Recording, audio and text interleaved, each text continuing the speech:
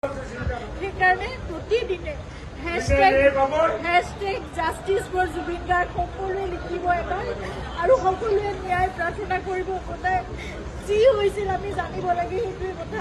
আজিলৈকে জনা নাই কি হ'ল, 22টা দিন পাৰ হ'ল, আজিলৈকে আমি নাজানো কি ঘটনা ঘটি গ'ল।